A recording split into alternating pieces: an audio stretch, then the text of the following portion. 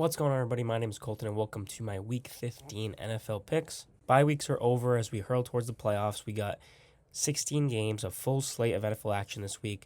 It's a great time to be an NFL fan as we get closer to the postseason, so we're going to dive into every single game and pick every single game against the spread as always. First, I do want to take a look back at week number 14 because it was another one of these weeks where the overall season record is still fine, but just the past 6 weeks has been consistently just so average, like 7 right, 7 right, 7 right, like just right in the middle of the road.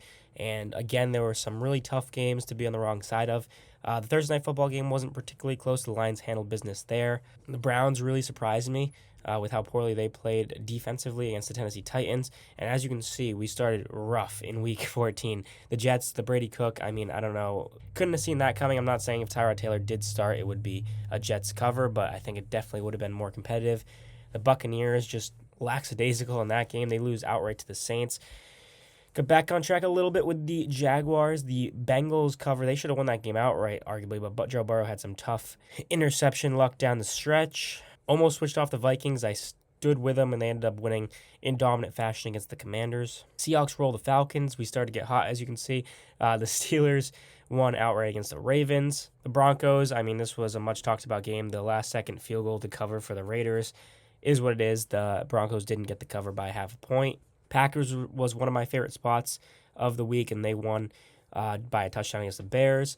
Cardinals was rough. They started out pretty good, but then they just kind of fell apart after that. Ended up getting routed by division rival Rams. I didn't know if the Chiefs would lose outright, but I love the Texans plus 3.5. They ended up winning outright. And the Eagles, Jalen Hurts throws 4 picks, and they just fall apart in overtime, and the Eagles come up short again as the Chargers win. That one kind of surprised me a little bit on Monday Night Football. So overall, it was a 7-7 week, just very average. Again, the season record is now 113-95, so we still have the 18 games over 500. Still not up to my standards, in my opinion. Lock of the week finally bounced back, had the Bengals plus 5.5. They did escape with the cover to bring the locks record to 7-7.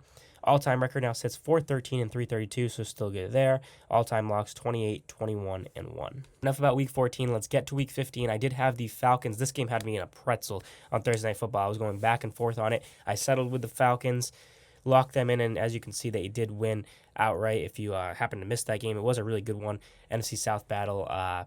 The Falcons, with little to play for, came out, and Kirk Cousins had a vintage game. He always plays well against Tampa Bay.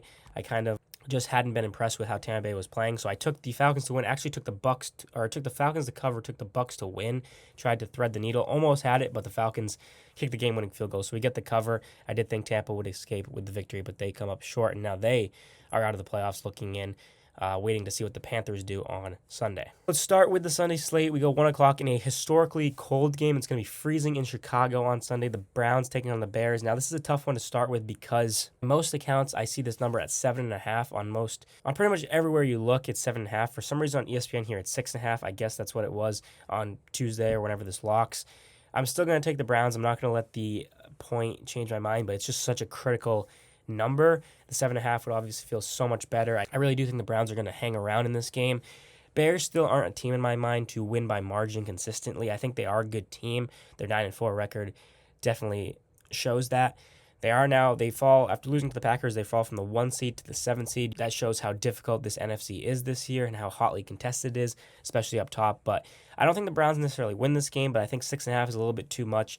I think Shedeur Sanders is actually playing pretty well. I know I get frustrated with him because, again, I've said this the past 2 weeks. He talks a lot. I expect more when you talk so much. But I think he finds some ways to move the ball in the Chicago defense that has forced a lot of turnovers. So Sanders just going to be careful with the football. Run the ball with Judkins. Keep this a kind of, that cold weather December type game that I expect it to be. And I think the Browns can stay within this number. Again, 7.5 would feel a lot better, but we'll take the Browns plus 6.5. One that I'm locked into here, I'm not going to switch, but I have had every inkling to switch to the Ravens minus 1.5, but I am going to take the Bengals at home. Now, Joe Burrow's comments were a little concerning this week about his love for the game kind of faltering. He's clearly upset with how the season has gone. He's been injured. It's been a rough year for the Bengals, but I do think this is a bit of a trap because they just beat the Ravens 2 weeks ago. Now everybody's going to be on Cincinnati. I feel like with the way Baltimore's been playing, it really makes me want to go to Baltimore, but I already have been pretty all in on the Bengals here, so I'm just going to stay with them, even though this is probably my least favorite game of the week. I would not necessarily advise taking this pick. The Bengals are risky. I just trust their offense. I know T. Higgins is out, but I think Joe Burrow is going to show up in this game, regather why he loves football so much, and I think the Bengals strike another major blow to the Ravens' playoff chances as Cincinnati wins at home. I'll take the 1.5. All right, if this isn't a trap, I don't know what is. Everybody is going to be on the Chargers, I would presume. I'm going to take the Chiefs minus 5.5. The Chiefs have not covered in a long time. They have not been winning. Clearly, they're 6-7. They're on the outside looking in. Their playoff hopes hang by a thread. This feels like a spot where the Chiefs win by 10 or more. I just think this is a tough stretch for the Chargers. They've had some tough games. Justin Herbert dealing with the hand injury. Fantasy playoffs are here. I would be wary a lot of the Chargers players. Lad McConkey, Omarion Hampton's back. I would be nervous about them in this game. I'm not sure if it's going to be too high scoring. I think this is going to be a weird one, but I think the Chiefs do find a way to win by more than 5.5 here. I think the playoff hopes, while they are small, stay alive for another week, and I think the Chiefs at home here will win and cover. All right, Bills and Patriots. I know a lot of Patriots fans will feel probably disrespected by this line at home. They beat Buffalo in Buffalo earlier in the season. Now they're at home, 11-2, plus 1.5. It's pretty crazy, but I am still taking the Bills. I trust Josh Allen. I think he's going to humble the Patriots here on Sunday, prove that the Bills are still right there to be the class of the AFC East. This is such a critical year for the Bills, just with how the rest of the AFC is shaking up, with Patrick Mahomes potentially missing the playoffs, with Lamar Jackson right now on the outside looking in. A lot of Josh Allen's major competition in the past 5+ years might not even be there in January. So I think this is such a big year for Buffalo. I think this is such a big game for them. I think they will go into Gillette where the crowd is going to be absolutely rocking. This is the best Patriots team in years, not taking anything away from them. I do expect James Cook to be a fantasy playoff hero. The Bills have been running the ball incredibly well. I expect him to catch a lot of balls out of the backfield. I know the Bills' offense is so a lot of wide receiver 2s and 3s that make up this receiving core. It always concerns me just because I feel like Josh Allen has to play that much more hero ball style, but it doesn't concern me enough to go away from them in this spot. You're getting them basically at a pick 'em. I'm going to take Buffalo on the road in one of the best games, if not the best game of the week. Commanders and Giants. The Commanders, wow, how they have fallen. I did predict this year that they would take a step back. Obviously, I didn't foresee this much of a step back. I still thought they would be fighting right there for the playoffs, but they're 3-10 going to the Giants. Jaden Daniels now out again. He re-injured his elbow or got hurt again in that game. I'm not sure they're rushing him back in a lost season, but the Giants minus 1.5 at home. Now, I know the Giants have moved up to the number 1 overall pick, but this is a team that doesn't need a quarterback. I don't think that pick is as valuable to them. Plus, the players don't tank. Everybody's playing for their jobs here. I don't look too much into that. I do think the Giants are the better team. They're at home off the bye week. Kafka saying they're going to win out. He's very animated about this final 4 weeks. I think the Giants are fighting for something. The Commanders, I think, left it all out on the table 2 weeks ago against the Broncos when they came up short in overtime. I think this team is officially kind of out of gas for the 2025 season. So I'm going to take the Giants in a divisional game, back the home team here, and I know it's gross, combined 5-21 record between these two teams, but I like the New York Giants. What an absolutely disgusting game here. The Raiders are plus 13.5 in Philadelphia. The Eagles have struggled mightily. I just can't take Kenny Pickett, who's starting for the Raiders, and the Vegas Raiders in this game. I have to lay the 2 touchdowns with the Eagles. I just have no faith in this Raiders offense. You got to obviously start Brock Bowers and Ashton Genty for that matter in fantasy playoffs, but I don't know if you're in the fantasy playoffs if you have Ashton Genty, to be honest. I'm not saying the Raiders will have zero success offensively, but this feels like a game that the Eagles should win like 27-13, 27-10, something along those lines. If the Eagles are ever going to have a get-right game, it is here. It is getting to that point. We are in December. The Eagles need to start showing their Super Bowl selves from a year ago, and if you can't blow out the Raiders at home, I think this fan base is absolutely going to go in on this organization. It's going to be ugly in Philadelphia if this game gets close late. So give me the Eagles to figure it out. This is still such a talented roster. I got to believe that they're going to beat the Raiders. I think a lot of the sharps and a lot of quote-unquote smart money is on the Raiders here, but I just can't do it. I have to lay the points with the Eagles. All right, another big number and another big favorite I'm going to roll with here, the Jacksonville Jaguars at home. I participated in the Brady Cook experience last week. I will not know part of that this week, all due respect. That was really brutal to watch. The Jets were one of my favorite bets of the week with Tyrod Taylor going to start, and he obviously hurts his groin early, and the Jets showed no life after that. I expect this to be a big day for all the Jaguars guys you need in your fantasy playoffs. I think Jacoby Myers has been a revelation for this Jaguars offense, a key piece in what they need. Brian Thomas this is as good a time as ever for him to kind of start fully breaking out of that slump that he has been in for most of the season. I expect him to run the ball well. The Jaguars have like the best run defense in football. That is what the Jets will have to rely on in this game with Cook at quarterback, and I don't think they will find much success there. So I think this is a Jaguars rout. I would not be surprised if this is like 34-3. I think this is a Jaguars total domination in a team that's about to get to 10-4 if they win this Sunday. All right, another tough line situation here. This was plus 9.5 on pretty much everything I saw. It's 7.5 here. We're still over that touchdown. I'm going to take the Cardinals. My biggest thinking in this game is just that was a very emotional win for the Texans in Kansas City, taking down Patrick Mahomes. This defense is playing amazing. I just think it is at home here against the Cardinals, but I think there is a little bit of a letdown spot. I do think they will win this game late, but I think it's going to be hotly contested. The Cardinals have played a lot of competitive games. Of course, last week they did get routed by the Rams. That was similar thinking for me. I'm going to go back to that thinking this week, and I'm going to say the Cardinals keep this game within that number. The Texans defense is the best or second best defense in the league, depending if you want to entertain my Seahawks defense thoughts. But this defense is undeniably great. CJ Stroud is back and finding pretty good form. I think this is going to be a dangerous team come playoff time. I do think they might challenge for the AFC South. I know the Jaguars will still have the game on them, but they do have another matchup, so we will see.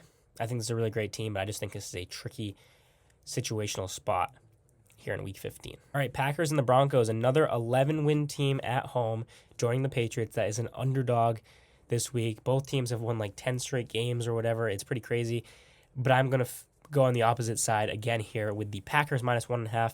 I'm really liking what I'm seeing from the Green Bay Packers. They're starting to feel like a far more consistent offense. I think Josh Jacobs is going to play. This is a really tough game for me fantasy-wise because I do have Jordan Love in a dynasty league, in a different league. I made the fantasy playoffs in 6 out of my 7 leagues. I think you almost have to start him unless you have a very reliable second guy. I do worry because the Broncos defense is so good, but I just think if they can run the ball well, it'll open up some things in the play action game. Jordan Love always excels there, and I think they will find some shots downfield. It's another one where like Christian Watson is a guy that's really turned it on. I would probably bench him just because I would be too worried about the matchup on the outside. It's really tough if you're looking at it from a fantasy angle, but I do think the Packers do enough to win this game like 23-20. I think it'll be a good one in Denver, another one of the top games of the week. Fantasy-wise, I would be very weary, but if you're forced to start guys like Jordan Love, I would hold my nose and do so. But for the game-wise, I just don't trust the Broncos offense enough to beat the Packers. I think the Packers are a really, really solid team. No disrespect to Denver. I think they're obviously a good team too. They're the current number 1 seed in the AFC. I think this is a game that Green Bay can go into Denver in a tough place to play in altitude and get the win on the road. All right, this line keeps moving the other way too. I think a lot of people coming in on the Rams here. I'm going to take the Lions plus 4.5. I'm going to take Detroit to win this game. I think Detroit has had a weird season. We talked earlier in the season about the offensive line issues with Ragnow and Zeitler leaving, both coordinators. We talked at length about all that stuff, but I think this is the point in the year where Detroit can really turn it on. They lost Thanksgiving. That was a tough blow. I thought they would win that game and really start kicking into gear.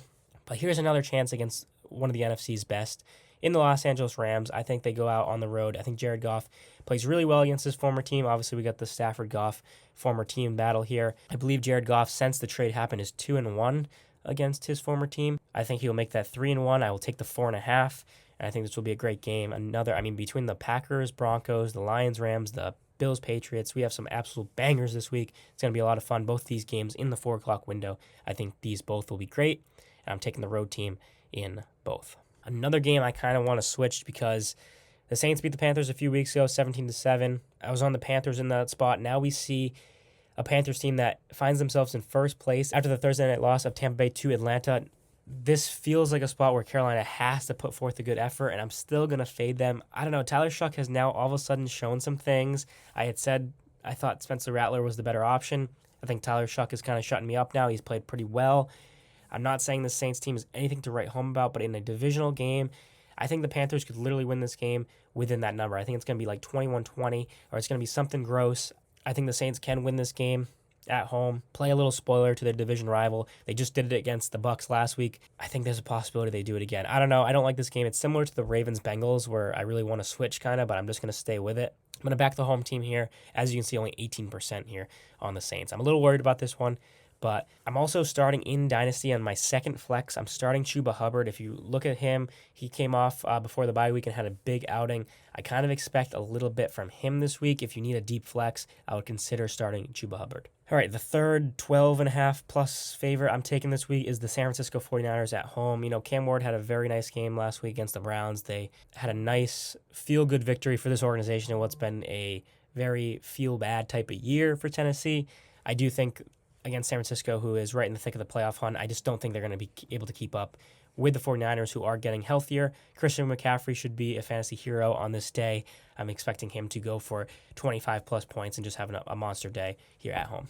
I mean, how do you not take the Seahawks minus 10.5 here? Now, I know I take the Seahawks all the time anyway, but plus 10.5, Phillip Rivers, grandfather, it's been well documented if you followed the NFL at all this week, that he is coming back and likely to be the quarterback for the Colts on Sunday. This is a absolutely brutal spot if you're Phillip Rivers, who hasn't played since 2020, to come in against the league's a top 3 defense. I would argue they're probably the best defense, but Houston, of course, is incredibly dominant. The Seahawks defense is amazing. If Phillip Rivers does start these final 4 weeks, he'll have to go against both Seattle and Houston's defenses. I just don't know how. I mean, you see the spread is now up to like 13.5. I don't know how the Colts score much on the Seahawks defense. I know that is always shrouded in bias whenever I say that, but I think the Seahawks absolutely destroy the Colts here. They're getting ready for a big Thursday night game against the Rams. They can't look ahead, of course, but I think they get to a point where Drew Lock and company can come into the game in the fourth quarter because I think they will be up that big. I expect a 34-6 type game, we'll say, and I think the Colts, whose season has been absolutely derailed now by injury, I think they will just have to focus on Jonathan Taylor running the ball in this game, and I think the Seahawks will be able to limit him and really key in on that and get after Phillip Rivers with the pass rush, and I just don't see a formula where the Colts can keep this close. All right, this is a game I did switch. I was originally thinking Cowboys minus 6.5, but this has a feel of a game that J.J. McCarthy and the Minnesota Vikings can keep close. I do think the Cowboys win, keep their slim playoff hopes alive, especially with how the Eagles are faltering. But I saw some decent things from the Vikings, and I just trust their defense to make life a little bit tougher on the Cowboys. They match up decently. I think they'll be able to not shut down these receivers, but limit them in a way that a lot of other teams cannot. And again, I don't have a lot to say about this game. I just think this is going to be